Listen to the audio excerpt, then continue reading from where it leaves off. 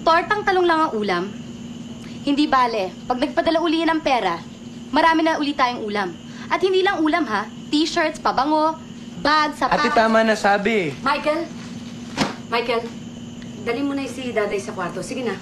Sige na, anak. Daday, pasok na sa kwarto. Sama sa kuya. Sige na, anak. Pwede ba? Tigilan mo na nga pagtawag sa kanila ng anak. Mamiss pa ni Dada yan, mawawala ka rin naman. Ikaw lang naman na hindi kumikilala sa aking ina eh. Os? 1, 2, 5, 6 na linggo. Tignan natin kung di si Tita Norma uli maging nanay niyan. Ano ba talaga gusto mo, Carla, ha? Hindi ba ito ang gusto mo? Pinagtutulakan mo akong umalis? Oo, at sana, huwag ka nang bumalik. Bastos ka talaga, no? Nay! Ano?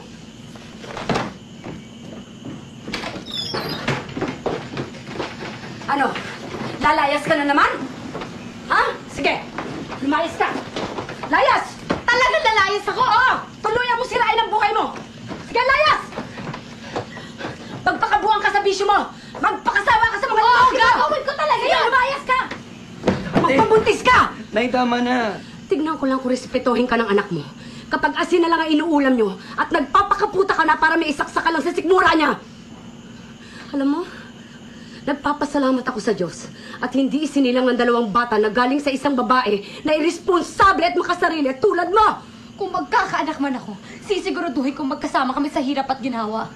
Hindi ko siya pagpapalit dahil lang sa pera. Kapal ng mukha mo. Ay, Nay! Kapal ng mukha mo!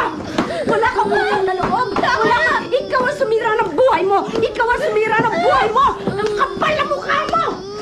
Ang kapal ng mukha mo. Wala kang utang na loob. Ang kapal ng mukha mo. Kung ayaw mo sa akin, ayaw ko rin sa'yo.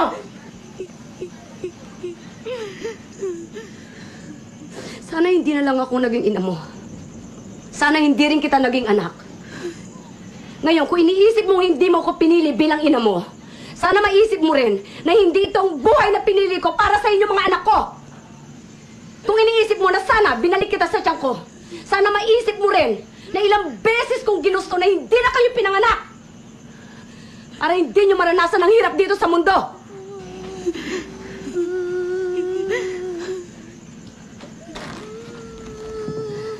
Pero nandito na ako. Andiyan kayo. Kahit nandito na ako sa manlupalop ng mundo, dito dala-dala ko. Ang obligasyon ko sa inyo na bigyan kayo ng magandang buhay dahil magulang niyo ako. Hindi mo ako naiintindihan. Hindi ko hiningi lahat ng binigay niyo sa amin. Kayo, may gusto na hindi ako. Dahil mahal ko kayo. Mahal ko kayo.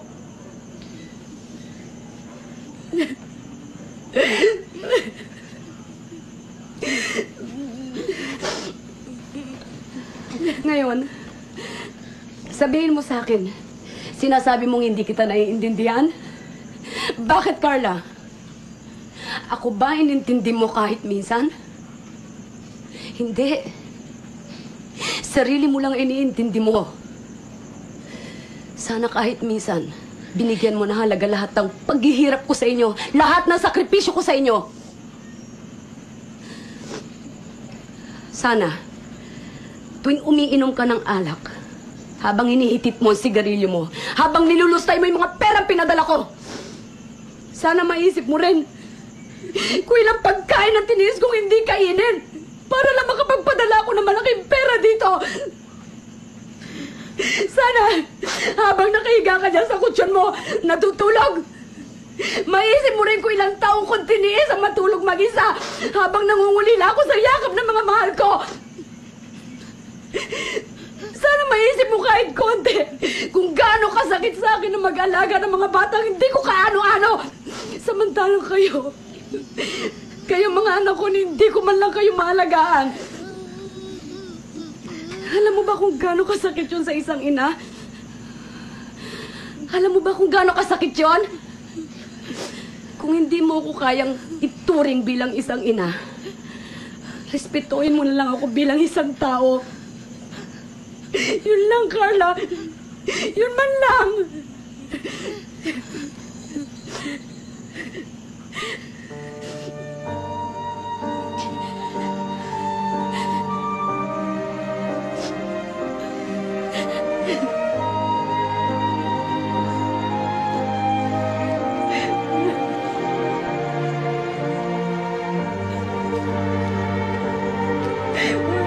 Para